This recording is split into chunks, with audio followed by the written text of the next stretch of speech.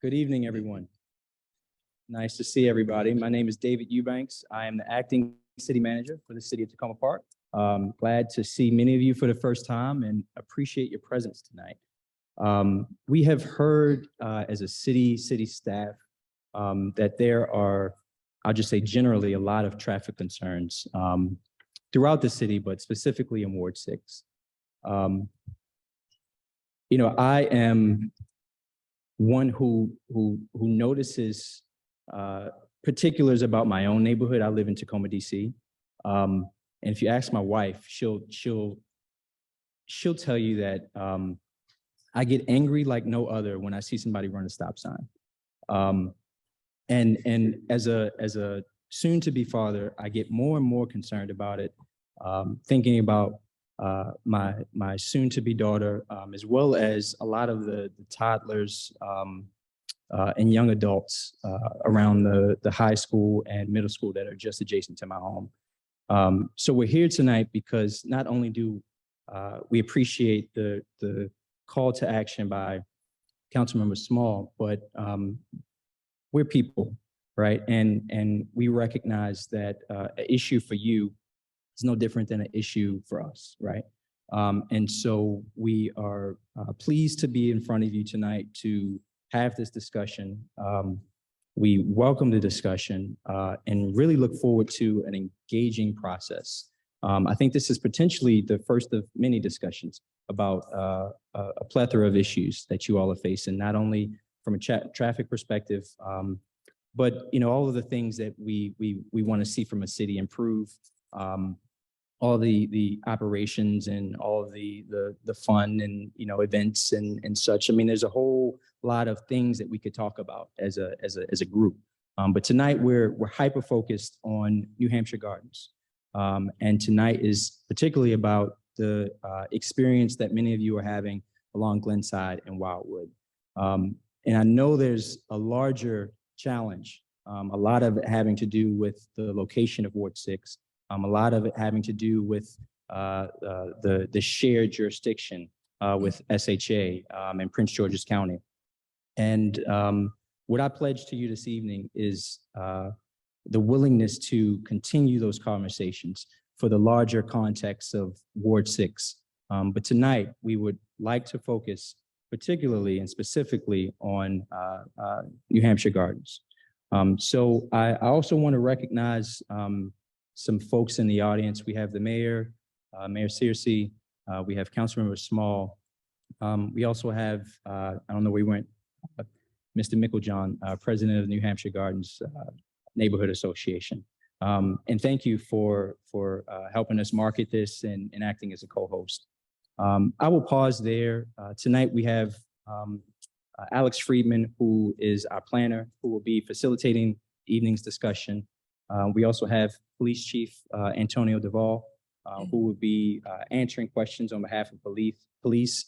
We also have Director Braithwaite, who will be presenting a lot of the process-related items from a public works standpoint related to how you as residents can begin to implement some of those traffic safety calming measures. And we also have Officer Sims, who will be presenting some data tonight that we've collected as a result of some of the initial information that and concerns that we received from you all. I will again pause to give, I guess, the mayor and Councilmember Small an opportunity to speak. Mayor, do you want to go first? Mayor Searcy, can you get on the mic? We just need you. We're doing it virtually, so we got to do it. Sorry about that. I was hoping to slide in and not say a word, but given that I also live in New Hampshire Gardens, I want to thank my colleague, Councilmember Small, and all of our city staff that are here today. I cannot stress enough how much this city and its staff have been really focused on trying to make improvements to the area in terms of markings and speed humps and things, but we do have a number of external factors that impact our community. And so part of the challenge will be trying to think through not just some of the short-term things that need to happen, but long-term, things like Purple Line construction and the impacts of those activities have had on our community are definitely things that we're going to have to continue to have discussions regarding and work towards creating a plan forward. So again, I just want to thank everyone for coming out tonight. Thank you to all of the folks that are watching virtually. And again, I just hope that this is just a step, an additional step and many future steps that we'll have to take in order to address some of the traffic needs and traffic calming needs of our community. So thank you all so much for coming out tonight. I would echo the beginning of the mayor's sentiments. I'll move the mic up a little bit casually. I would like to begin by saying that I am glad that you guys are all here. And there's a reason for that. And it's because of, sort of dedicating yourself to these kinds of issues as a professional and intellectual. A lot of times when you have these kinds of meetings, you have a lot of fervor in advance of the meeting. And then when you have the meeting, like particularly, it almost always is when you buy snacks, people don't come. And then like if you work there, then the people who are like me look at you and they're like, how come you ain't get nobody to come and work? All of those kinds of things. So on behalf of the staff and the process by which this meeting occurred, I'd like to really thank you guys all for coming. Nerdy things first. I have done my best to be myself and articulate both the intensity by which you guys feel these issues and the sheer volume of them. And so I've put myself in delicate situations as a result of asking either pointed questions or trying not to ask pointed questions. And so I've learned one thing in the process of being sort of involved in this as a lifetime endeavor. I used to say when I was in charge of the neighborhood association like Michael John that there were two reasons when government was awful. And I used to say it was when nobody cared and when everybody cared. And so then I became the council person and I realized that there is a third like footnoted option. And it is when only some people have time to articulate that they care. And it's hard to be the person in this particular position, I have found. And I've talked to the other ones before me about it, because you really are carrying water for people who are busy and who potentially both adults in the household are busy. Potentially, if there are no kids in the house, people are still busy. And usually busy means you end about 7:30, which means that your timeline with regard to coming constantly and saying the same things, whether or not they're true or untrue about even these people,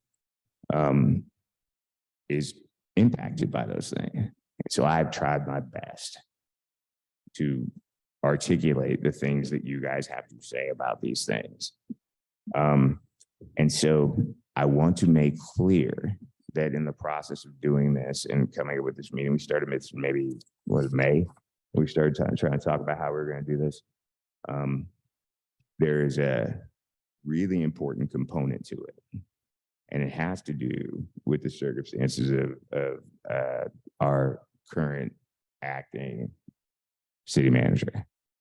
And anecdotally, when we were interviewing for search firms to talk about what was going to happen in the future in our nationwide search to ameliorate the concerns of a lot of people from one particular area, all of those people said that the best way to get a city manager is to elevate someone who has the temperament and the background and really actually cares in order to do that.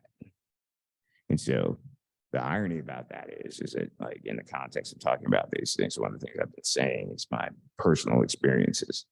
And basically, to make this short, accidentally, because I'm nerdy and philosophical, I was the right man at the right place or right time for a particular kind of thing, dealing with institutional neglect at a grand scale. Trying to get people believing in themselves, their community again. And I have to say that I'm thankful that David's now here and ensconced for the timeline, even if the process includes a nationwide search, because it's nice to see someone who really does care, who really has the temperament, and who really has the background and the skill set to really care about staff and try to get things to happen. So I say all of those things in advance of this to say that you will note that we've been talking about some of these things for a very long time. But we have a meeting today. And I would like to reiterate as a final thing that I regard this as process and not like condemnation, because public policy is hard and it takes a long time and all of those kinds of things. And one of the things that they're going to discuss, and it's probably going to end up falling to Daryl a great deal, is the squeaky wheel policies that we have with regard to traffic and sort of the practical effect of being the squeaky wheel and getting the grease and how those things impact this process. And so I will close by saying, quiet part loud, will tell you that I have been promised by the staff and the city manager that the next one of these is going to be about the SHA purple line nexus and sort of whether or not state actors respect the people in this particular area, or at least they will come and talk about why they do. And you will all be there again. And that makes me happy. And so I'm going to stop now. And I'd just like to say, I thank you guys all for being here. I don't think there's anybody in this room that hasn't received scrutiny from me. And so I thank you guys all for caring enough about your jobs. I really do.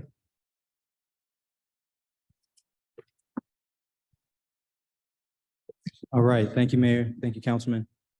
So for tonight's agenda, I will turn it over shortly to Alex to kind of, again, frame the discussion. We'll begin with a listening session that'll last about 30 minutes.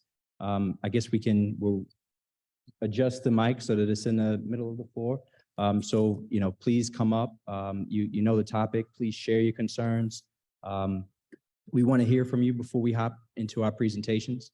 After we spend about 30 minutes having a conversation, we will hear a presentation from Director Braithwaite, Director of Public Works.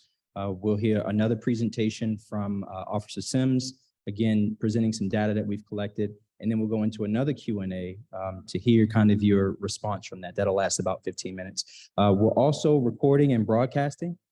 So I will be moderating. And so when there are questions, Alex will give me the cue and I will share some of the questions that we've received online. So without further ado, Alex, the show is yours. Thank you all.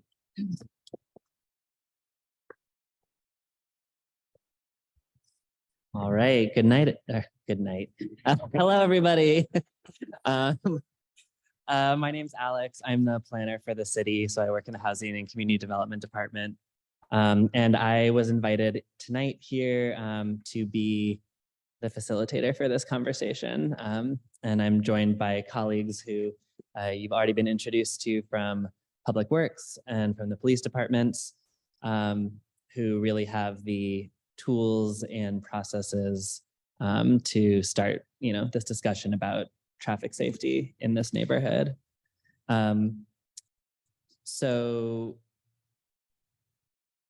I think David already really emphasized it, but tonight I'm really excited to really drill down and focus on traffic safety in particular and traffic safety within the New Hampshire Gardens neighborhood.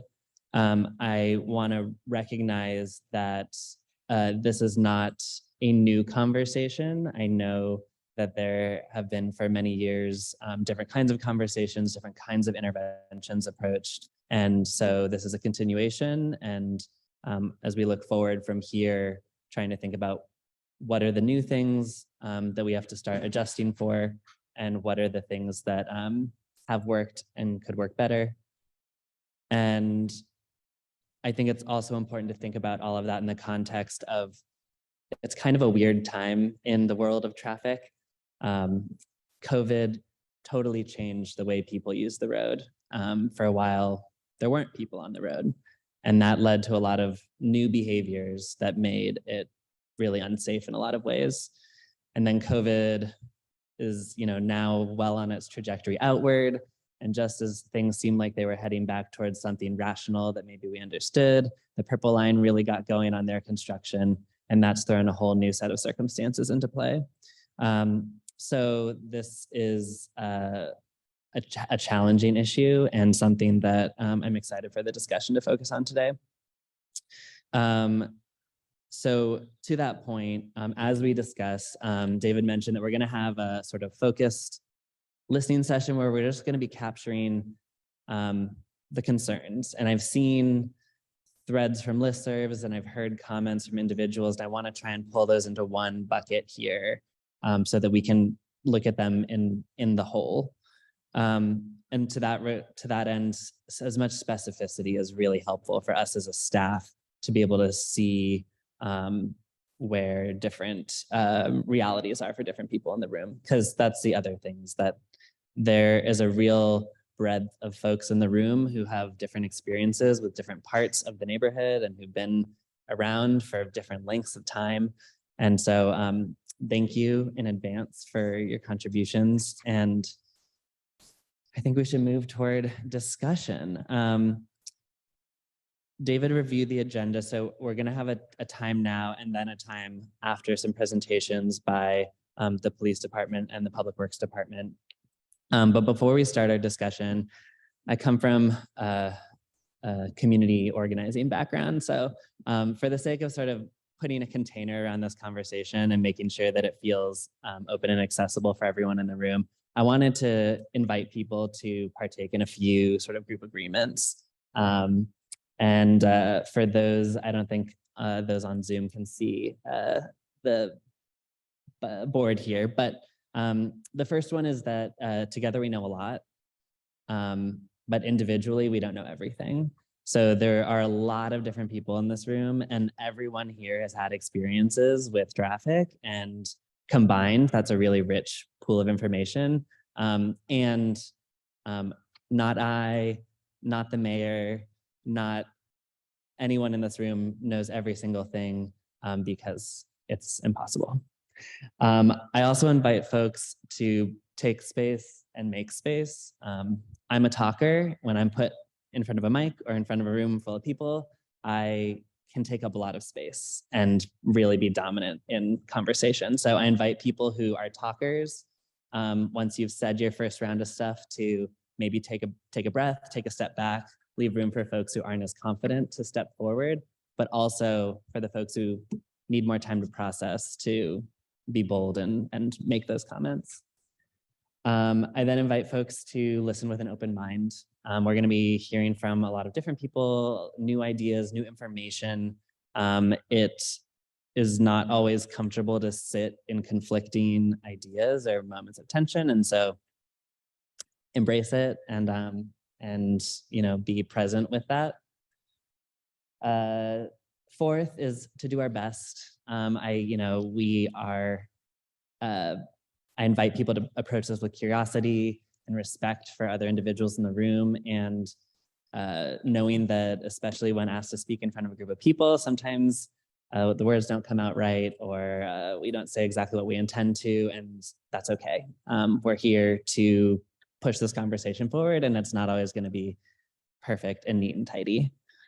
And finally, as we're talking about things, I invite people to address ideas and not people. Not that you shouldn't speak to people, but that, we're trying to go after big ideas here. And so speaking personally is great, but going after individuals for what they've said can create a space that doesn't feel comfortable for people to want to engage. So with that, that's my invitation. And I think we should start the conversation. We will have note taker writing down things people say. I will invite the IT team to move the microphone to a place where it will be useful to for folks to get up and speak. And just as a reminder, we are also hybrid on Zoom, so people could use the microphone. It's helpful for people who can hear at home. And it also is queued up so that they can see you too, so they're not staring at an empty basketball wall. So with that, I'm gonna take a seat and I'm gonna start a timer and I'm gonna keep it tight. When this alarm goes off, we're gonna advance to the next section of this. We will have time to come back, so if you don't get your words in just now, don't worry, there will be time.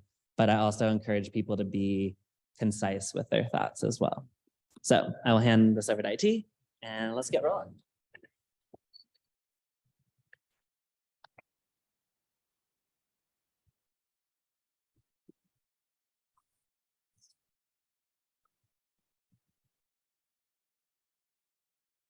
And just again to reiterate, sort of the prompt for this is that I'm really interested to start hearing specific issues people have identified in the neighborhood, and so we can start capturing those all in one place. Jason Small, Lancaster Road. In case anybody hasn't noticed, a lot of times when people come in off of Merwood and make it either a hard right, or when people get to the Merwood intersection, that stop sign is very insignificant to them. And that little lurch of space from Merwood to that speed bump tends to be a place where people get excited about seeing how quick they can accelerate and then immediately stop, because there is a big old speed bump there. So Can you reiterate again? It was at Merwood, and then what's the nearest cross? I'd say Merwood, and then to Lancaster, and then all the way to, I guess, I mean, technically it's like Jackson, I think. I mean, like, it depends on how you look at it because of the way the circles are. But if somebody's feeling frisky and it's quiet, then they can go gonzo through there. And if it's busy, then there's usually people who cut through there, and then it's kind of backs up and people try to, there's a lot of things that happen immediately right there. And since I do work from home and I sit on the porch when I work, I see a lot of things. Thank you.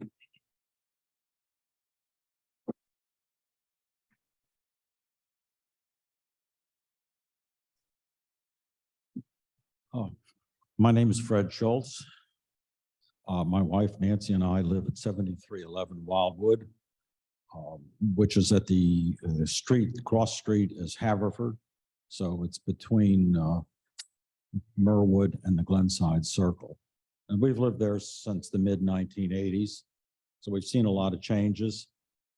And I think that it'd be helpful for people who have only been here for the last dozen years to appreciate the fact that a lot at the city worked with this community, New Hampshire Gardens, very intensely in like 2006 and 2007, did a series of traffic studies, including identifying cars that were coming in by license plate number and going out at the other end by license plates number, counting turning movements, where people were turning with, when they got into Wildwood and Glenside, and looked at different options, including testing, putting up rubber cones to see what would happen, hypothetical situations to see what would happen. So that resulted in a lot of improvements, including the installation of the Glenside Circle, which is now one of the beauty spots in our neighborhood.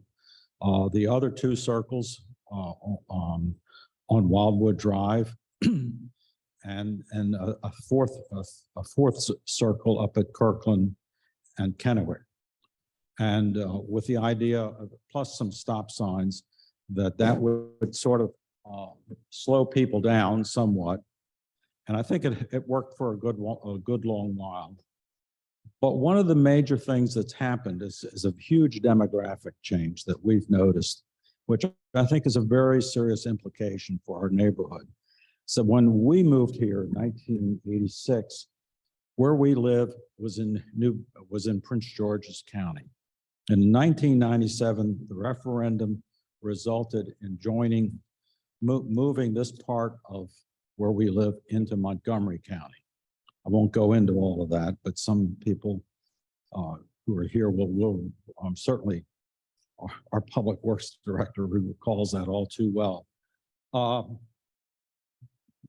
That had an impact that we would not have necessarily anticipated, but it meant that the families that lived in New Hampshire Gardens and also across the street in Hillwood Manor, all of a sudden were able to send their children to Montgomery County Public Schools.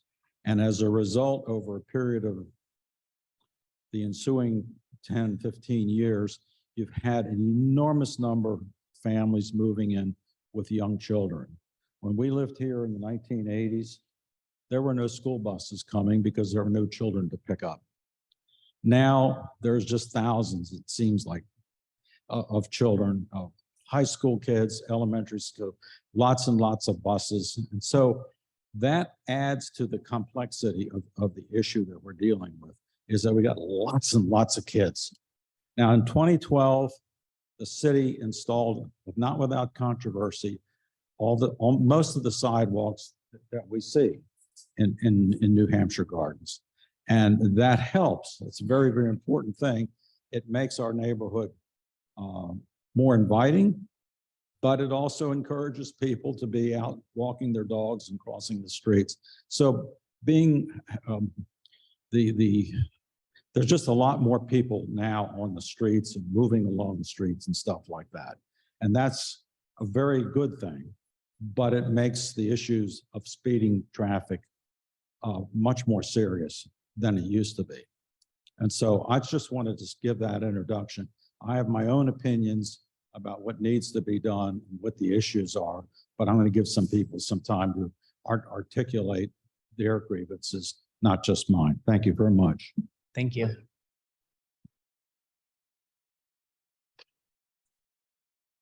Hi, my name is Emily Barth. I live at the northeast corner of Wildwood in Holton with my husband Dave and our daughter Theo. She's 4. We've lived there since 2015. I think on our block of Wildwood alone, between Holton and Jackson, there are at least 12 minor children. We are a very busy and active block. People are always out on every sort of wheel. And that at the corner of Wildwood and Jackson, there's also a bus pickup and drop off. Wildwood has 2 additional bus pickup and drop offs along it. Okay. So there are a few suggestions I have for like immediate improvements in our neighborhood. At Carroll and Wildwood, on the westbound side, there's extreme overgrowth of vines and limbs. It's extremely hard for cars to see to turn left. And that would be an immediate improvement that could be made and maintained by the city. At the traffic circle at Glenside and Wildwood, there's also trimming that needs to be done around the circle. 3 weekends ago, I went and weed whipped it all because it was really overgrown, but there's tree trimming that could be routinely done by the city. That would make a big difference. And also to replace the markings near Glenside and Wildwood, it looks like something was dug up. And then the crosswalk that took us, at least in my experience, 3 years, but I've heard from neighbors close to a decade to get put in, has not been replaced. And that's a shame. On Glenside, it would be great at the intersection of Glenside and Jackson, where there's the bridge access, and also at Glenside and Burwood, where you go into Becca Lilly. Cars just do not stop there. If you are a cyclist or a pedestrian coming in or out of either of those intersections, you have to be very, very careful. It would be great if something like the orange flags that are at Lincoln and Carroll could be put on those stop signs, because they're both kind of in dips that at least more cars would hopefully see it. Excuse me. For the 3 bus pickups and drop-offs along Wildwood, it would be great to have increased markings and crosswalks in those 3 areas, both for the guardians and parents waiting, and for kids when they go to get off and on the bus there. Since we're at Wildwood and Holton, it seems like our police force often uses the little cut on Ann to come up Wildwood and go up Holton and across New Hampshire. Routinely, officers are going at a high rate of speed, and when they do so, they're not signaling, they do not have their lights on, they're cutting across the intersection, and kids, families are coming and going there. And so if that could stop, that would be great. The other thing that I'm very concerned about, because we often walk to go pick up our daughter from Centronia, is the side street safety, the little jog side street along New Hampshire that starts at Holton and I think ends at Glenside. The bus stop, like the rain shelter at Wildwood and Holton, was just recently smashed again by a driver. It's very unsafe to stand there and wait for the light to cross. Taco Bell coming in was a blessing in disguise, because it did put a crosswalk on the other side of New Hampshire, but there has to be some sort of barrier there to protect the families that routinely cross there every day to go to Aldi, to go do their laundry at the laundromat there. It's just an incredibly unsafe place to cross the street. And then the other thing is just, it's been a struggle to get any sort of crosswalk markers put in. About 3 or 4 years ago, Wildwood was repaved. And it took 3 years of like emailing every week to Mayor Searcy, who was our representative at the time, to get any crosswalks put in. And that just seems like really low hanging fruit that the city probably has paint on hand. It's all done in-house to like make those things happen. Thank you. Thank you so much.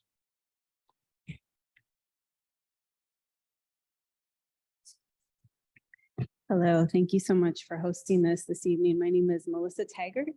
I'm a resident living at Kingwood Drive. I've been a resident for about 10 years with my husband, Sebastian, and our 2 children, who are 6 and 9. I want to echo a lot of what's been said about traffic and the fact that we have a lot of young families who have children living in this neighborhood. I have seen also a huge increase in traffic in the 10 years I've been here. Yes, COVID was different, but now during rush hour in particular, traffic is the entire feeling of the neighborhood changes during rush hour. On Wildwood Drive in particular, it's just streaming cars, and it's very, and so it's and I know that it's now seen as a cut through on Google Maps, because people will use it. And I just had a friend text me tonight and say, hey, I just cut through your neighborhood the other night because Google Maps told me to. So because New Hampshire Avenue is backed up.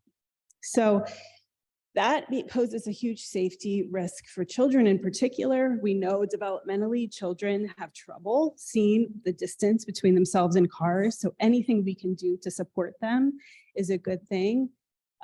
My son wants to ride his bike, but I don't let him because it's not safe in our neighborhood during several hours of the day at this point. There's a lot of traffic there's stop signs that are run. I've seen that many times. Excessive speed, and then some of the cars get air over the speed bumps. Sometimes the cars, when they're making a left turn around the circles, they just kind of cut it off if they can, because it's easier. And sometimes they'll go over circles. These are just some of the things I've seen. So I have a few ideas I'd like to just put out there. And these are things that have been debated endlessly on our listserv, but maybe tonight we can, and I'm not an expert, so I defer to the experts here, but some of the things that have been talked about, and these, I would call them, let's consider them, maybe we can do them as small experiments. What about during rush hour, having a do not enter during rush hour, no left turn onto Glenside? That could be a solution. So people turning from New Hampshire Avenue onto Glenside and then into Wildwood, there's no left turn during the hours of rush hour. We could figure out the timing of that. There could just be do not enter signs during certain periods of time. Anything, I think, to maybe deter the fact that this is now a viable cut through, and because it is a residential neighborhood. The second idea I have is related to this. I live on the little block between Wildwood and New Hampshire Gardens on Kingwood Drive, and that is also a cut through onto New Hampshire Avenue. I would propose we close it. There's no traffic light there. We have Holton Drive, we have Merwood, and we have Glenside. They all have traffic lights. They're safer. I don't think we need it. And I think it might deter some of the other cut through traffic and make it safer. I think that's all I got. Thank you. Thank you. I think we have a few questions from online. Thank you, Alex. Some of these are comments, some of these are questions. The first set of comments is from, sorry, I can't see everyone's last name, but it looks like Dale and Rhonda. Cars get up to high speeds going down Kennewick between Kirkland and Ann Street. People turn off of New Hampshire onto Kirkland and then down Kennewick where they floor it. Unlike on Glenside and Wildwood, there are no speed bumps on Kennewick, so they will get up to 50 to 60 miles an hour. From Brad English, I can assume we all know the corner at Langley Crossroads is sometimes impassable. People will come into the neighborhood until that is no longer true. Can we get some flex posts in the street at Wildwood and every single cross street and temp bumps, ? Traffic cut through or not will not be calmed without physical infrastructure. Another comment from Brad English, stripe the center line at the corners. And an additional comment from Dale and Rhonda. Additionally, a lot of cars go down Hammond Avenue going the wrong way on the one-way portion between Jackson and Kirkland.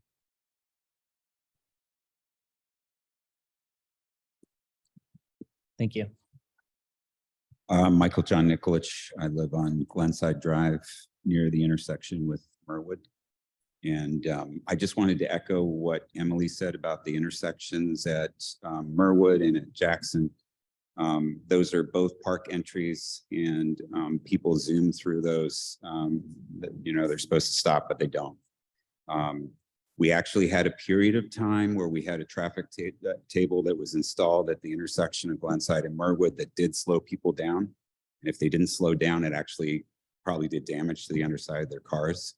That was taken out and replaced with a traffic table that doesn't do anything. So I don't want to recommend that we do the same thing at Jackson that we did at Glenside, because it's not effective. It doesn't do anything. But those two places are places that I think, and I know because I can see the intersection at Merwood and Glenside that are hazardous for children and hazardous for people who are going to the park, dog walkers. So those are two areas where things could definitely improve. Also, I'm going to focus on Glenside because I know it the best. Coming off of the Glenside Wildwood traffic circle onto Glenside, there's no marking on the curb to prevent people from parking right up against that traffic circle. So as a driver, you come out of that and suddenly you're going to hit somebody's car because people park there all the time. And so that I think that should be marked. That's less of a pedestrian issue. It's more to make it, safer for people who are coming off of that traffic circle. Because even at low speed, I've been surprised by cars being there. Thank you. My name is Lynette Lander. I live on Lancaster. Thank you, everybody, for being here. One thing I just wanted to add to what you said is about the no entrance during rush hour off of New Hampshire Avenue. It's become like the Wild West everywhere after COVID. We would need some enforcement behind that if we did it. just to be realistic. And the other thing, if I live on Lancaster, and to turn right onto Merwood, onto Glenside off of Lancaster, there are always parked cars on the opposite side of the street now. And there's kind of a blind spot up, I guess it would be north of there. So I think something needs to be done there, because the cars that are coming south to head toward New Hampshire Avenue are often on the oncoming traffic side of the street, either a stop sign, an effective speed bump, or even no parking on that opposite side of the street, which I know would not make everybody happy, but it would make things safer. Thank you.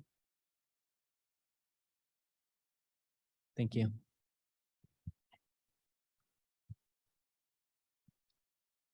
I'm Kelly. I live on Hammond between Ann and Merrimack, I think. I've lived here almost 6 years with my husband, and we have 2 kids, a 5-year-old and a 2-year-old. And they love being outside, and we wish it was safer to go outside to take walks. During rush hour, I avoid going on Wildwood, because it's not safe, and especially the circle. I think it's Kennewick, the circle at Wildwood and Kennewick. It's so there's not even a crosswalk, but where you have to walk to get to the other side of Wildwood is so close to the circle. We just don't even go on that street. And I think also I agree about not allowing cars to come in during rush hour. I know that would be something that's hard to enforce, but I think, having measures in place to slow people down, it's still too many cars. So I think if there's any way to reduce the number of cars coming into our neighborhood, at least during rush hour. And then the last thing I wanted to mention is if there's ways to reduce, similar to I think what you said, reduce the exit and entry points to the main roads. There's so many in our neighborhood. And I think where we are at off of Ann, well, there's the stop sign there at Ann and Hammond that no one ever pays attention to, which my family, we have to cross directly there if we want to take a walk. So that's extremely hazardous for us. But then when there's the farmer's market, that street is closed from Ann to get to University. And so if we can make that, a more permanent solution, that would certainly help. It's already something that people have to deal with once a week. So I think it's something that we have in place if we could make it more permanent. Thank you. Thank you so much. Ooh, we're cooking. We have to go to a second sheet. It's exciting. Hi, my name is Regina Curran. I live on Lockney Avenue, kind of exactly at the traffic circle of Lockney and Kirkland. There's only a handful of houses in the entire neighborhood who are literally at a traffic circle, and ours is one of them. But I wanted to just kind of echo about Ann a little bit. So something that hasn't brought up yet, because of the way people cut through from New Hampshire on Glenside going towards Carroll, or because of where we live in the neighborhood, we usually come and go from Carroll. And when you turn right into the neighborhood from Carroll, so you're like driving north, right, and you turn right, so you're at Glenside and Ann, that is an extremely dangerous intersection. The people who are coming from New Hampshire on Glenside to get to Carroll have like no etiquette related to, they don't understand, I don't think, that there's not a stop sign in one direction, that there's 2 stop signs in the other direction. Like, I'm trying to assume goodwill, right? That like, they just don't know. Be that as it may. I do have a toddler in my car, and so that's exactly where if I get hit, they're gonna hit my kid. And so to turn left, like you come into the neighborhood, you turn on Glenside, and you have to immediately turn left on Ann if you need to go north. That's just extremely dangerous, in particular because of those cars coming down Glenside. So I just wanted to sort of amplify that a little bit. And then the only other thing that I think to kind of echo, is just the blind spots. There's also an increasing blind spot on Ann between Wildwood and Lockney. I'm also someone who doesn't have a driveway, so I would never begrudge anyone their parking that is near their house. I really don't want to, but you cannot see to turn from Lockney onto Ann or to turn from, Ann to Glen or to Wildwood. You can't see in either direction. And I literally had to pass it today to come here to this meeting, and I just inch trying to figure out a way, but it's wall to wall cars. It's right where there is a school bus pickup there in the for sure in the afternoons. It's packed with people at Lockney and Ann. And so that's just an increasingly dangerous spot that's kind of right off of the really busy area. And so I just want to call that out as well. Thanks. Thank you.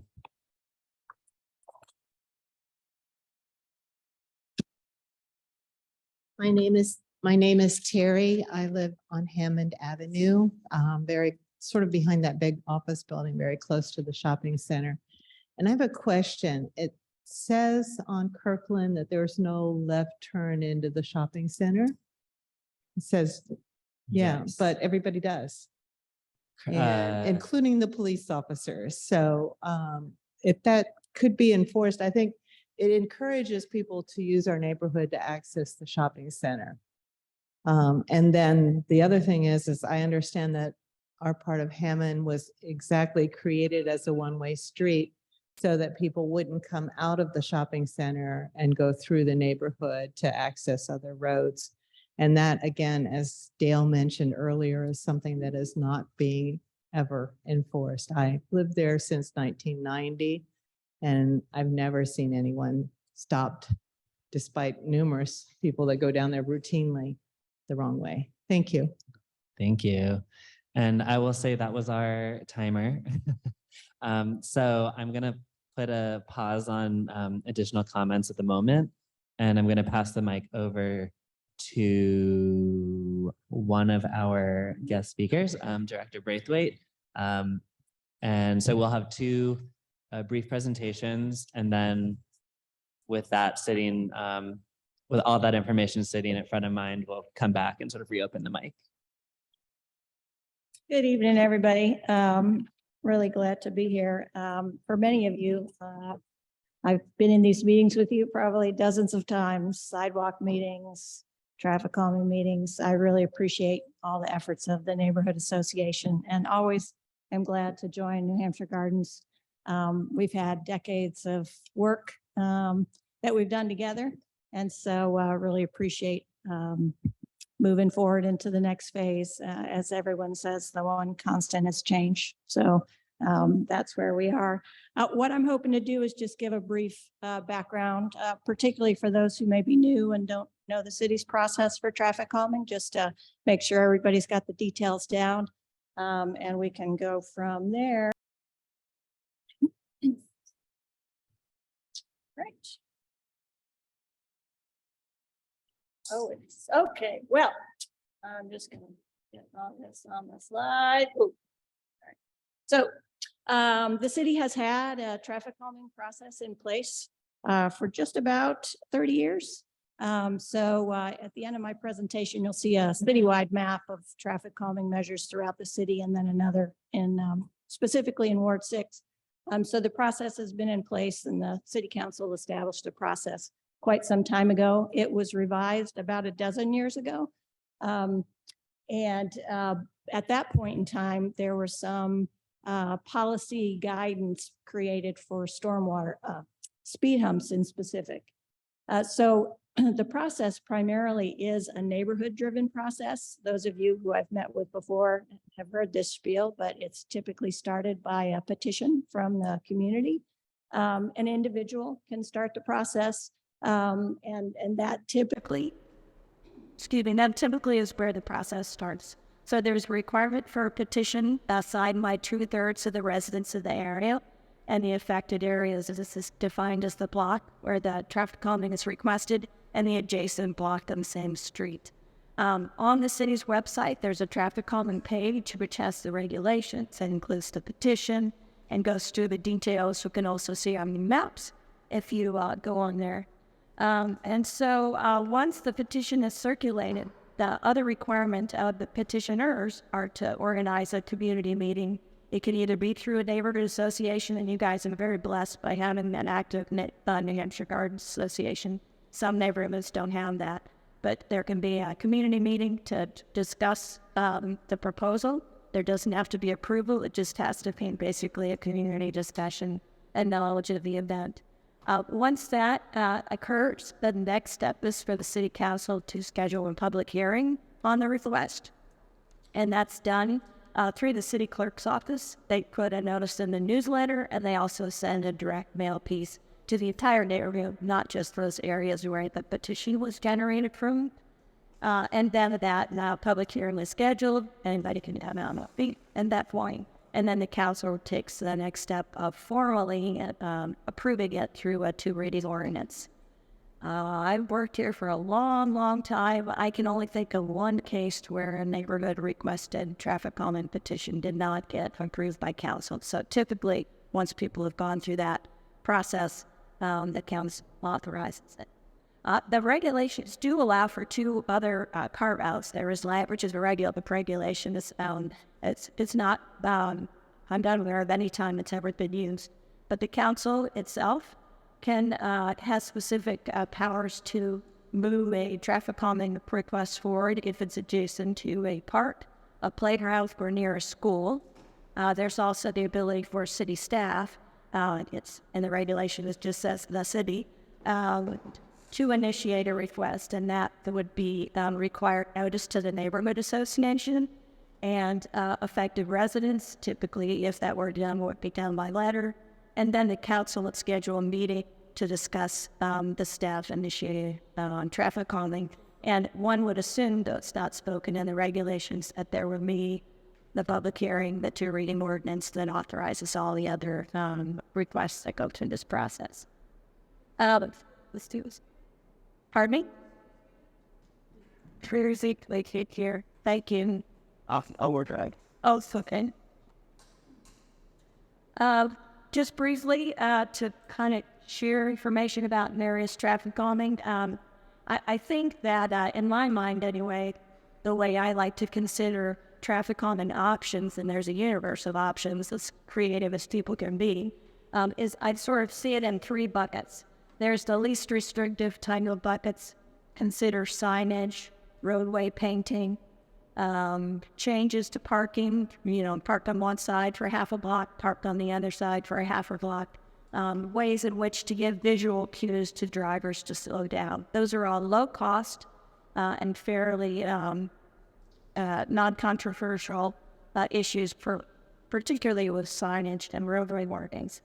Signage issues don't go through the petition process. Signage is actually authorized by the city manager himself. So if anyone has a signage request, they can make that directly to the Public Works Department. We discuss it with the police department, and that move it forward to the city manager for approval.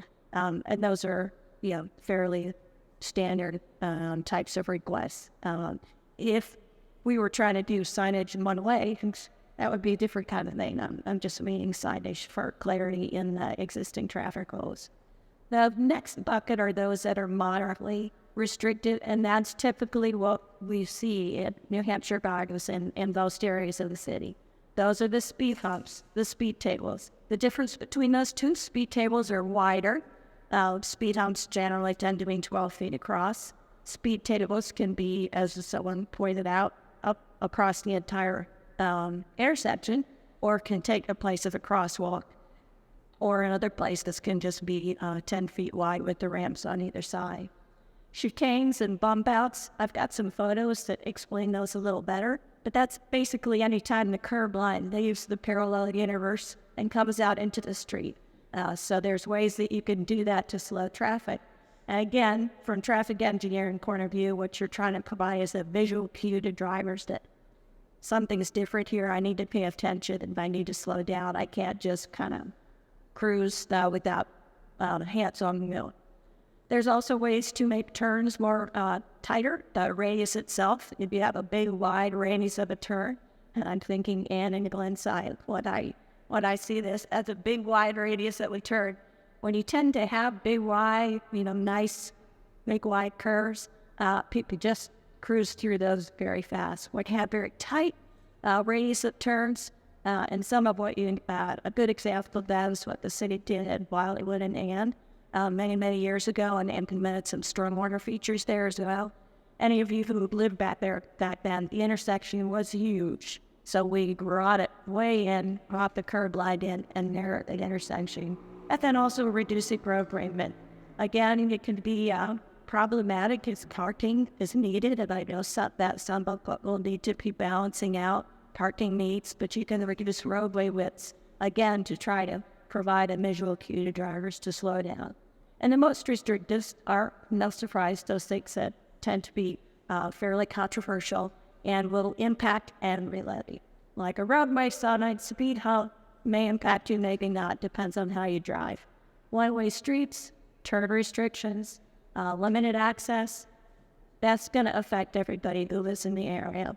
There are times and places where it's appropriate and it really does address and solve the problem. I'm thinking of the one-way on Hammond. Could you imagine if that was a two-way street, the kind of traffic that you all would experience on a daily basis? So there's some places where that decision is made and it serves a purpose, but no mistake about it, very impactful, very restricted to the people who are living in the neighborhood. It affects everybody, the cut-through traffic as well as the residents. Oh, we're better dust.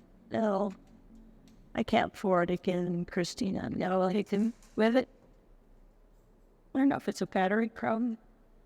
Some details on speed humps. As I mentioned, about 12 years ago, the city's traffic calming process was revised.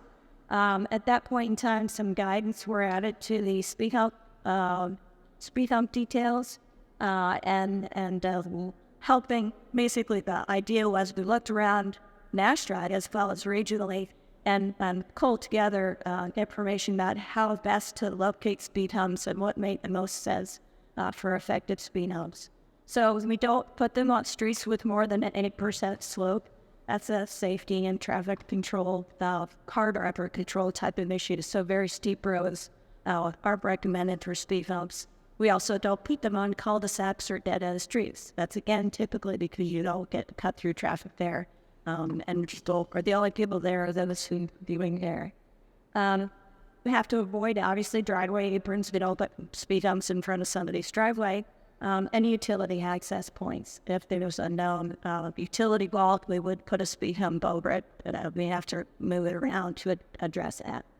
Typically, they're placed 150 to 300 feet apart, and they're 100 feet from the stop sign or 75 feet for the intersection. And lastly, consideration for proximity to street lighting, so that we make sure that at night people can see the traffic calming, particularly if you're considering things like a bump out. You wouldn't want that to be in a dark spot where no one can see it. And then we also, I also want to make sure that roadways with curves or hills that you can see the traffic calming feature 100 to 200 feet in advance, so we're not surprising travelers and creating a hazardous situation on the roadway. Just some pictures that we can go through pretty quickly. The first here, number one, is a bump out with a crosswalk and without.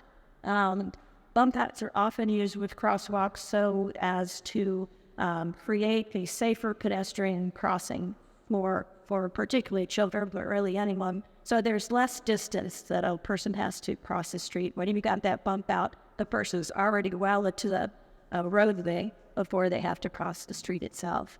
Some examples of chicanes. I got one there with the bump outs, and as you get kind of back in the cars, would have to cut a serpentine through it. Benefit of this, it definitely slows vehicles. You lose parking when you implement chicanes. Another example, a little less extreme, where you see the roadway curving. Again, is trying to provide that visual cue to drivers. Pavement markings, that can be very simple. Oftentimes, it's a way to test something out, so you can paint to eliminate a lane in a road with paint. Just have hatch marks process, so you experience what the road is like at a narrower, what they call a road diet, a narrow lit. There's also, as I mentioned, restricted access, or you've got a two-way road inside it, but at the intersection, you block oncoming traffic, so no one can get into there from that particular side. It can be a time limited access issue, and I think you've mentioned it here this evening, rush hour or certain times of the day, or it can be permanent.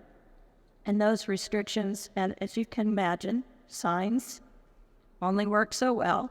If you're really committed to a roadway restriction, typically it's best when you've got some concrete structure in the way, right? You've got a bump out, you've got a curb, you've got a planter, you've got something that makes it very clear that cars can no longer access there.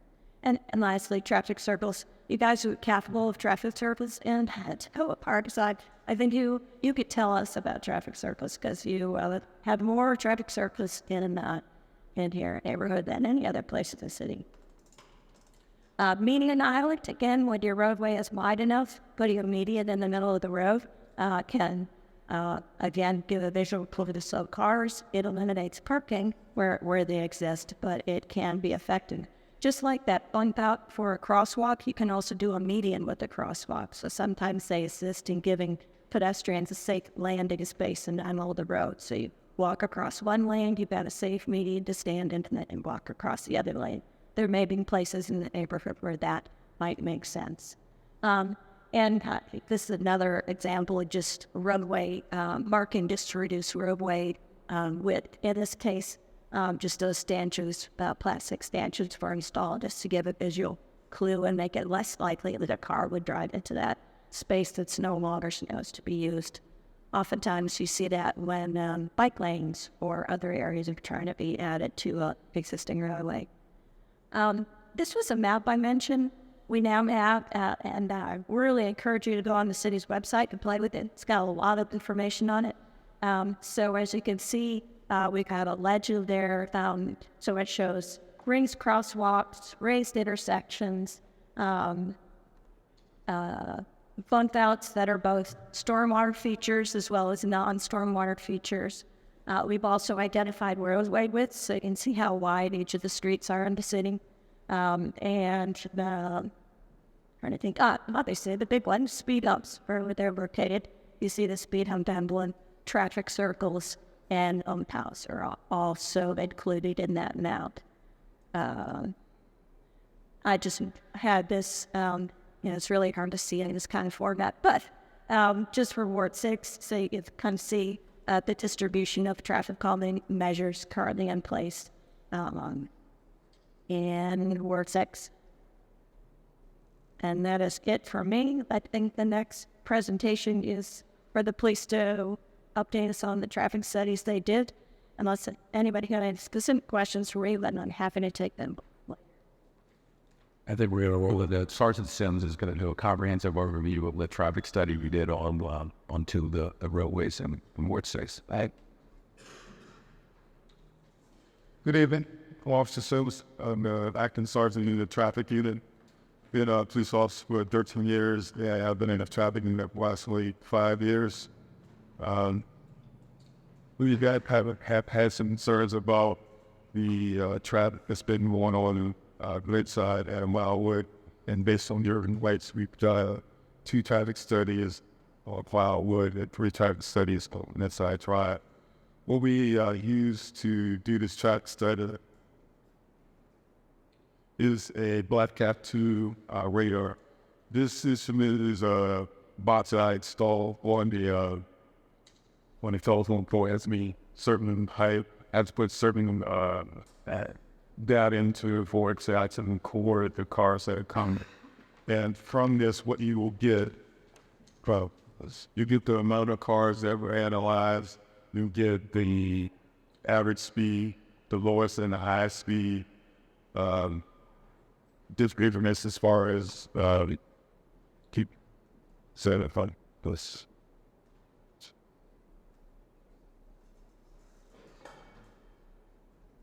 Okay, so this is the study that I did in 7900 block of Wildwood Drive. This is done on from the 21st of April through the 29th of April. Shows the total number of cars that are analyzed. The average speed is 21 miles an hour. The lowest speed is 7 miles an hour. The high speed is 45 miles an hour.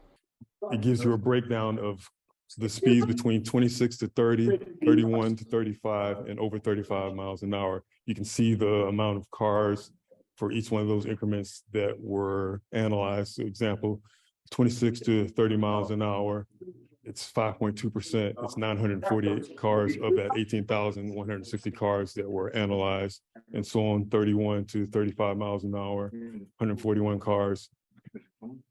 Over 35 miles an hour, there was 19 cars. The biggest glaring thing that I want to point out to you, if you look at the next line, it says the percentage of vehicles that are traveling below 25 miles an hour is 93.9%. It's 17,052 cars of that 18,160. The other point I want to point out to you, this is based on the data that I put in. In order for us to get raw data, we could actually go in and give it what we call a cushion. I could give them, say, if the car is traveling 25 miles an hour, I could give them a cushion of 5 miles an hour, which means if it's traveling over 30 miles an hour and over, it will record. But for us to get raw data, we didn't give it a cushion at all. We went stuck strictly to 25 miles an hour. So you're getting actual data, nothing skewed, nothing manipulated. Okay. Also, what you will see, morning peak times on weekdays and weekends, and evening peak times on weekdays and weekends.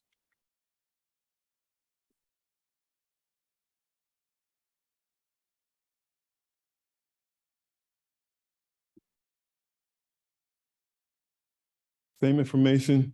This study was on the 7400 block of Wildwood Drive. This was done the 30th of April to the 8th of May. You see the same data, total number of cars analyzed, 17,337. The average speed was 19 miles an hour, lowest speed of 7 miles an hour, the highest speed of 42 miles an hour.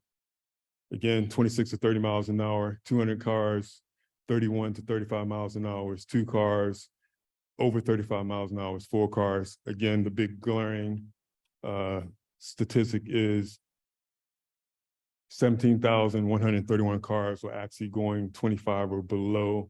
You can see the peak times for the weekdays, weekends, morning and evening times.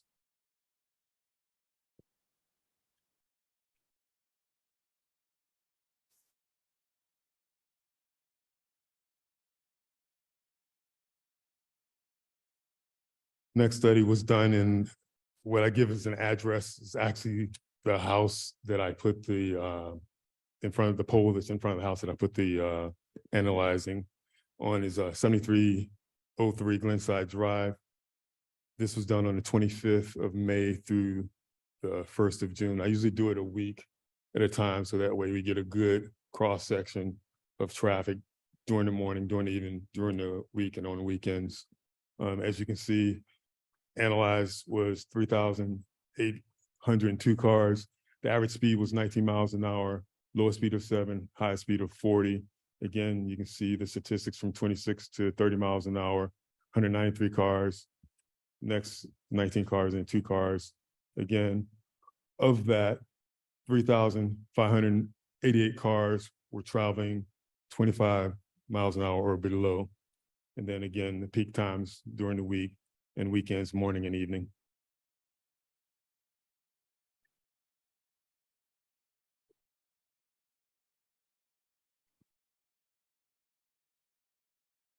Your next study was done at the 7500 block of Glenside Drive, more specifically the 7506 Glenside Drive.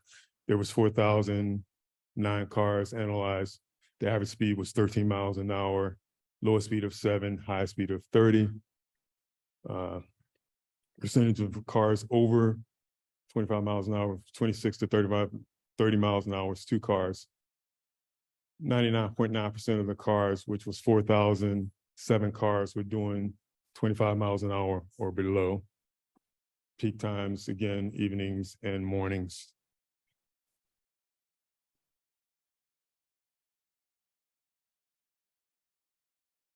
Your last study was done in the 7800 block of Glenside Drive. There was 4,735 cars analyzed. The average speed was 19 miles an hour, lowest speed of 7, high speed of 43. Again, 26 to 30 miles an hour is 173 cars, 31 to 35 miles an hour, 17 cars, and over 35 miles an hour, 4 cars. 95.9% of the cars were driving below 25 miles an hour, which was total 4,541 cars. Again, I want to stress that these numbers are not skewed. You're getting raw data because we're not given any type of cushion. So it's recording exactly 25 miles an hour or over. If you have any questions. And if I could just add, the raw data for all of this is going to be available on our website. So you can see specifically the tablets and so on and so forth, and we'll make that available. This was just a summation of the data, but we think it's really important. It's hard if you're looking at that to understand it, but for your data geeks that really want to delve into it, we're going to make that available as well. Thank you. I think we'll, if it's all right, officer, can we move the mic stand back to the middle here? And then for folks who have follow-up questions about anything you saw in either presentation, if you, we can go back to the model we had before, where you can jump up to the mic here and either share a thought or ask a question. And we'll do our for best. staff who are here, we'll move you over to the mic if you need to answer, if I'm answer it specifically. We may defer back to Sergeant Sims to answer some of the data questions. Thank you for the presentation and all the information. I actually live on Erskine Street, so hey neighbors. But I am commenting on one specific point. 2 years ago, Mayor Cersei, you remember we had a similar meeting about Erskine Street on Zoom only 2 years ago.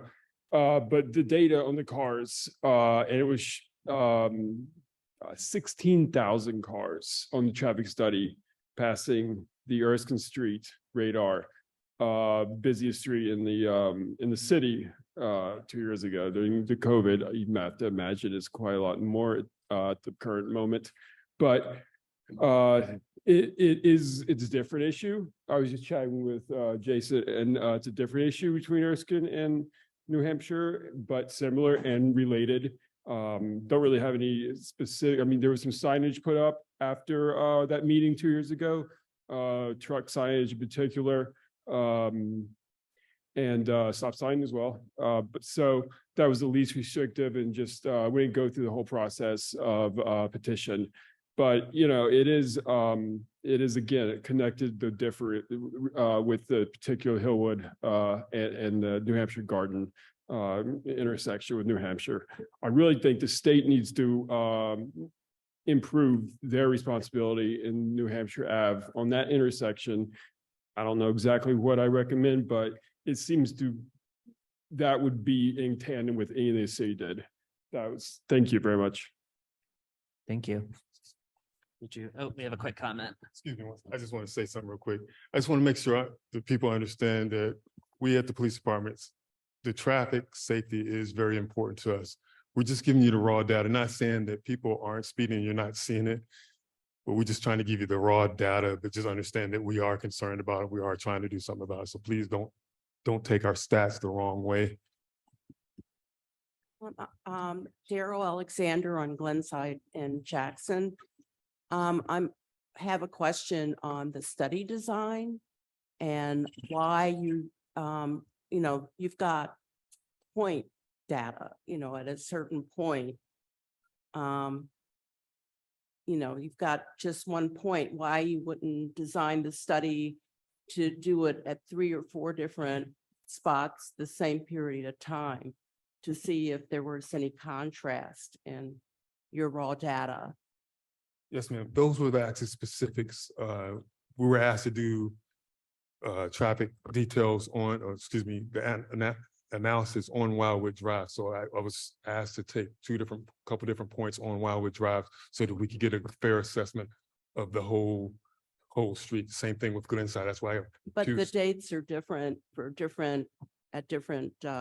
We only have one device to set up, so we Oh. can't play. We only have one device to put out, so we yeah. can't put multiple devices out. Ideally, we would be able to do so. These locations were specifically given to us in consultation with the neighborhood organization that they Oh. wanted. They wanted numbers So that's for the these. limitation of Yes, ma'am. what you're able to collect. Yeah, Okay. ideally, we could play, as you just said, I understand what you're saying now. You do a contrast where you'd put 4 different devices in Right. different locations to Oh, get it. okay, so maybe that's something we should ask SHA to lend us some of those devices. Thank you.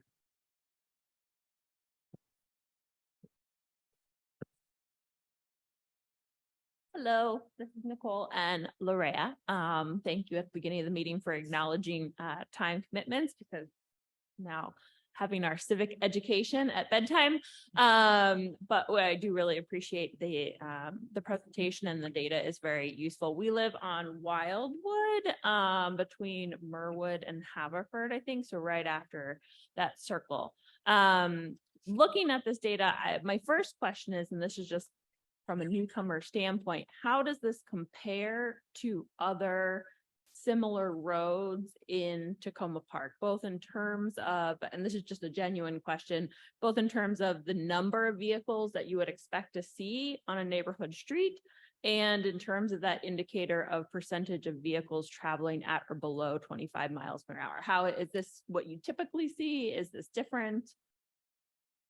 I mean, I will say this, what we really would need to do to get a comprehensive understanding is to be able to have more devices, as we talked about earlier, to be able to do a much more comprehensive study of like roadways and so on and so forth. We haven't done enough of those to be able to analyze that, but we can clearly see the difference in number of cars from Wildwood compared to Glenside just in this study. So that gives us valuable information. But we've been asked that question multiple times, can we do a comparison? So ideally, we would do a citywide traffic survey and then be able to analyze, what's the comparison?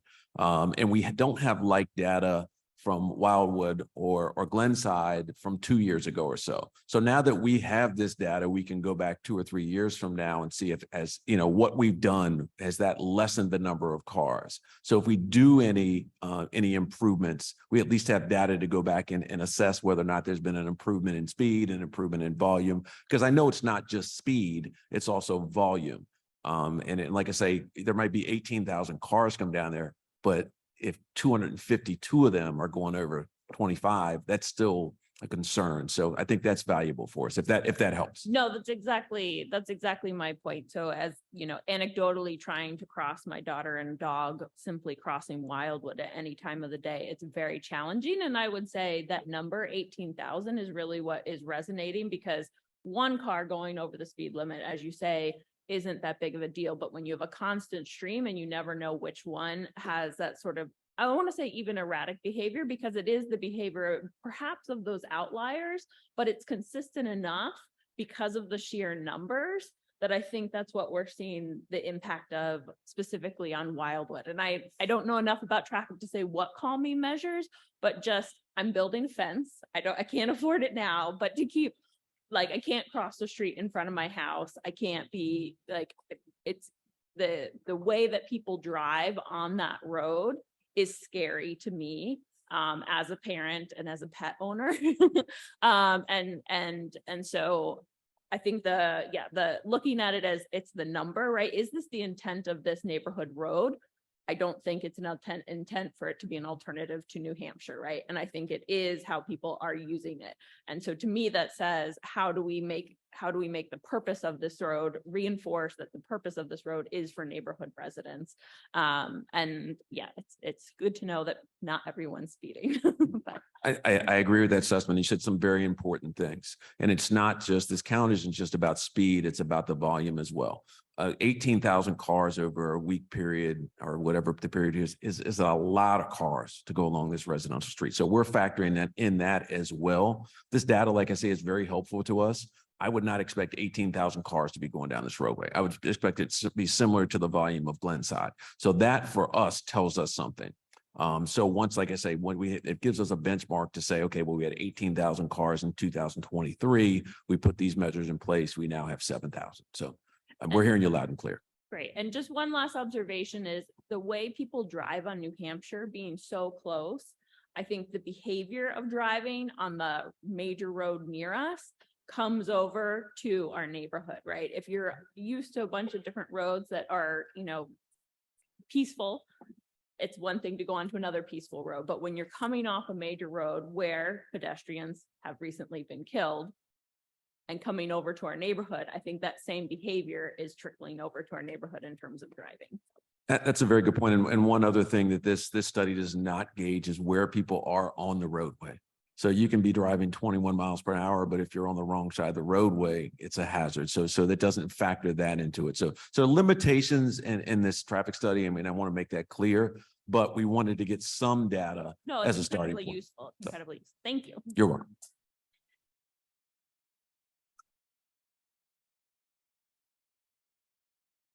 Well, Fred Schultz again. I think what Nicole just said is really important, what she pointed out.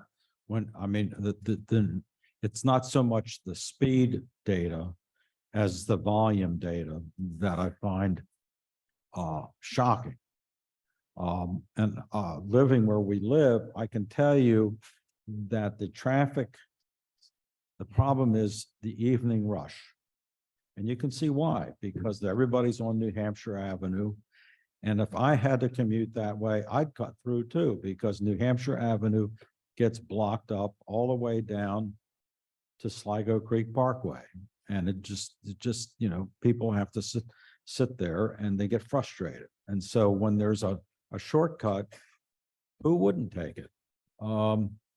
But 18,000 cars, that's more than the entire population of the city of Takoma Park in 1 week driving up there.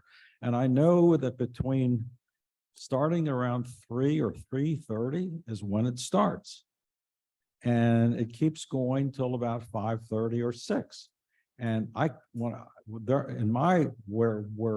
Nicole and I live, we live next door to each other. It's hard for me to get into a parking space because we don't have driveways or to pull out. And that would explain that volume would explain the low speed, because obviously when it's just a continuous flow of cars coming through the surges come through as the light changes down at Erskine and Glenside. And then the cars just come by at a reasonable speed, but they're constant. There's endless. You just can barely walk across the street, and you sort of feel like, well, if I try to walk across the street, you know, you begin to realize that the cars are in charge and not the people. So we need to figure out a way to keep people from making that left turn. And obviously, the way to do that is a sign that says no left turns between, say, 3:30 and 6. The weakness with that suggestion is that this forces people to go up to Merwood and make a left turn. And that just moves the problem to a different part of the neighborhood. Might be great for where I live, but not so great for everybody else, which is why I suggested in an email to our listserv a few days ago that what we do is we take the 8,000 block of Wildwood and we make it one way south, because that particular block is narrow as it is. With cars parked, there's really only one lane of traffic there anyway. And so it won't solve all the problems, but what the goal would be is to make the cut through frustrating. Now, you're always going to have some people who are just going to figure it out because it's just a challenge to figure out how they can cut through. But if you make people go through enough torture, they're just going to stop doing it. And they'll just decide it's just better to stay on New Hampshire Avenue than it is to make a left turn. And I think both of these suggestions, the idea of making no left turn onto Glenside and from New Hampshire, and making the one-way south and the 8,000 block of Wildwood, is that those are both enforceable. I mean, the police can literally enforce those traffic controls, whereas stop signs and speed bumps, there's nobody to enforce them. And obviously, you just can't be everywhere.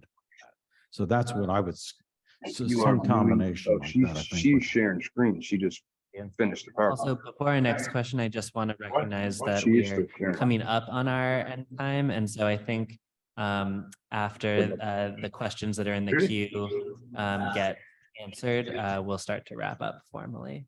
Hi, I will be brief. My name is Verlaine. I live in the 7600 block of Wildwood, so lots of traffic. Yeah, people don't stop for the stop signs or they just roll through. And I've been guilty of that too, you know, so appreciate the reminder to be respectful of the local laws. Coming into off of that circle from New Hampshire on the Glenside, that is super, super hazardous. And I'm a walker, so even walking through there to get to the park or to Sligo Creek, it is dangerous. And so I'm certain that you guys can come up with some strategies to improve the safety, at least around that circle. And I heard several from folks here today. I like the idea of a one-way street. Yeah, both of my phones was You know, dying. my daughter's car was, you know, That's never demolished happened before. almost, you know, That charger people still out driving there? down, not stopping and, you know, side swiping the car. I know that that makes it harder to get into your own community. But, you know, we have two major thoroughfares, essentially Glenside and Wildwood. You know, maybe we can consider whether or not, you know, there's ways that we can have traffic going one way and then the other way on another street, something to think about. And certainly think that if there's a way that we can monitor people rolling through traffic, stop signs, you know, and automatically give them a ticket. I hate the idea of law enforcement having to be traffic monitors. I mean, that is not a good use of your time or our tax dollars, but there's certainly digital and systems that can take care of that for us. And I certainly encourage us to utilize those features when we can. Thank you. Emma, I thank you. And I will touch on your last statement about stop sign camera enforcement. We work with Lord Shakutian and other 20 delegates, our representatives.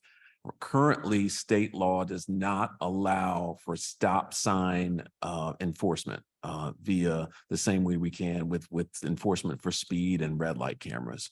So when we go before Annapolis next year, again, we're going to be calling on our community to advocate for that, because as you said, we can't be in every place at every time, but if we had that technology, we could have it on multiple stop signs throughout the city, and it's a force multiplier. So I will be calling on the community and the mayor and Councilmember Small and others will to plead with our delegates in Annapolis to approve that legislation. So we have those tools in our toolbox. Thank you. And I just wanted to say, I've lived in this neighborhood for 26 years, and the transformation of these safety features, you know, I'm so grateful for those, because there was none of that, no sidewalks, hardly any stop signs.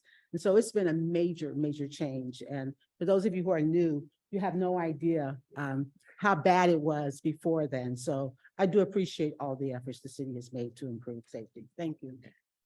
And I just, as we're wrapping up, and I didn't want to take things away from David near the end, but I did want to say, it really does mean a lot to me that everyone came tonight.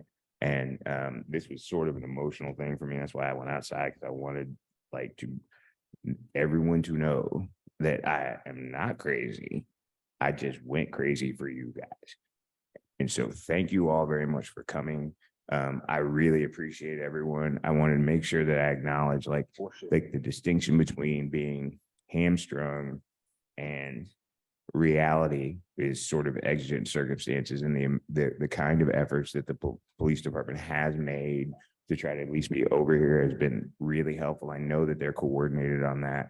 I know that the planners have heard me haranguing people, and I just wanted to say thank you all for coming, and I appreciate the fact that you articulated your needs. Assuming we have some Zoom questions, is that? No, Oh, we no don't? Zoom Oh. questions. This is actually a question for me to Director Braithwaite. Director Braithwaite, I think I'm hearing that one of the issues is volume. I think that's been said pretty loud and clear, both by residents and from the data. But it wasn't clear to me if some of the traffic calming, our petition process and it being resident driven,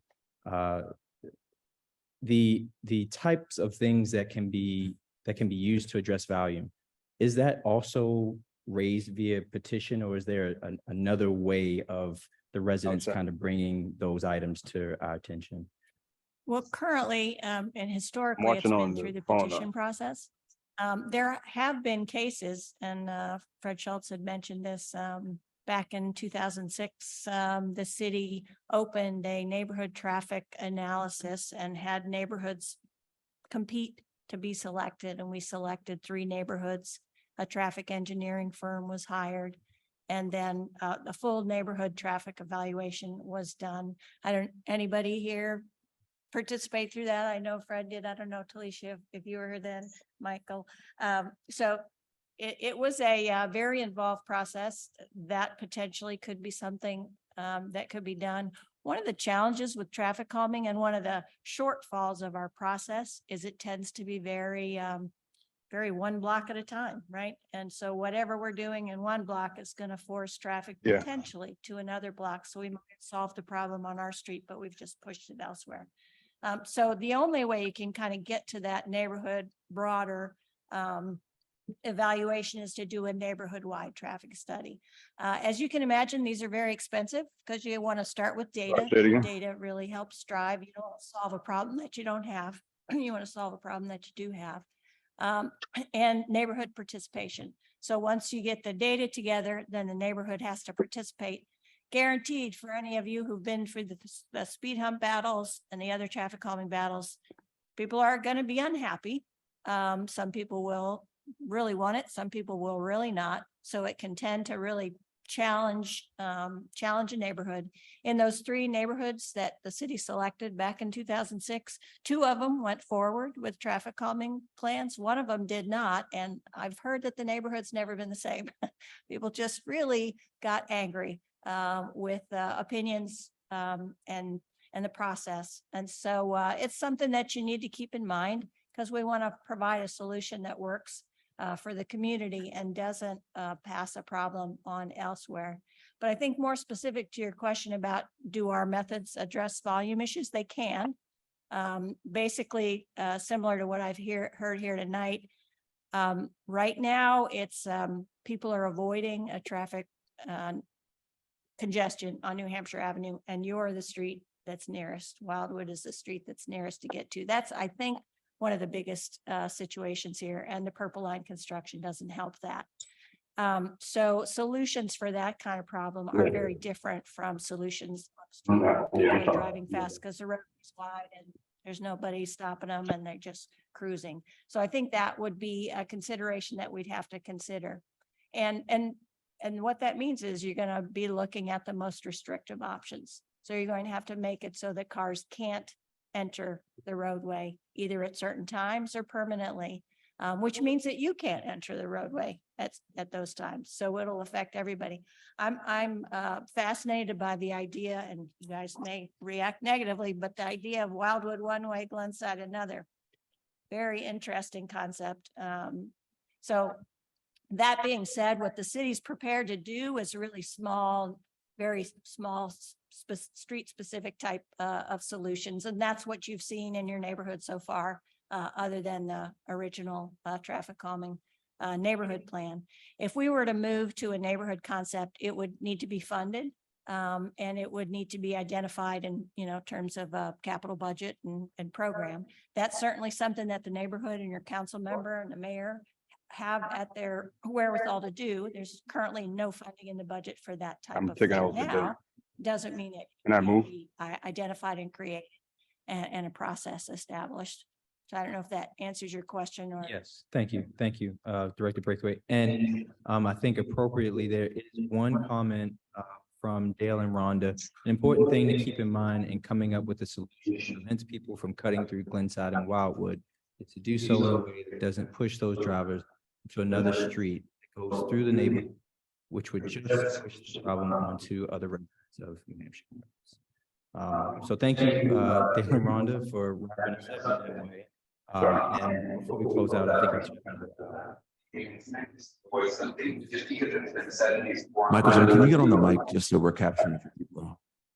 I just wanted to also say that something that I've heard again over and over again in discussions like this is 25 is actually too fast on both Wildwood and Glenside. So just, I know the reality is maybe you can't enforce speed slower than that, but it's particularly, I mean, Fred talked about we're in a wave of having a lot of younger families in the neighborhood. It's actually the second time it's happened during the time that you've lived here, Fred, because I was part of the first wave. But yeah, with kids in some of these blocks, it's just 25 is way too fast. I mean, it's. Thank you, Ed. For the sake of time, I won't go into it, but we do now have the opportunity to lower the speed limit to 15 miles per hour, and we'll make sure that information is available on how you all can advocate to have that done. Alex, did you have any final words? I had one final thought to add, and this is a bit of a plug, but the city is currently in consideration, has developed a public space management plan. This public space management plan is a broad set of recommendations and tools for considering how we as a city interact with our public spaces, which includes roadways, which includes sidewalks, which includes parking. And that plan has within it recommendations about the traffic calming and sidewalk request processes and ways to make them better, among other things. So if that's going to be going before the city council later this fall, there are flyers at the desk by the front door. I do encourage folks to take a look. It's posted on our website. What's in there. And we want to see you engage. So that's my selfish plug for the evening, and I will pass it back to our acting city manager to close us up. Sure. Thank you, Alex. Again, thank you all for coming. I thought we had a good conversation. A lot of thoughtful comments. I really appreciate the collaborative approach. In terms of next steps, I think there were a lot of really creative ideas. Particularly those that are low-hanging fruit, as Director Braithwaite said. There are things that we can do now that are within our budget, but a lot of that depends on city residents. And so there is a petition process. If you have particular ideas on certain streets that you would like to see us address, the power is in your hands. So start a petition, work with your neighborhood association, gather your community members, and let us know what it is you want to see on your block. We want to hear from you. We want to see those things move forward.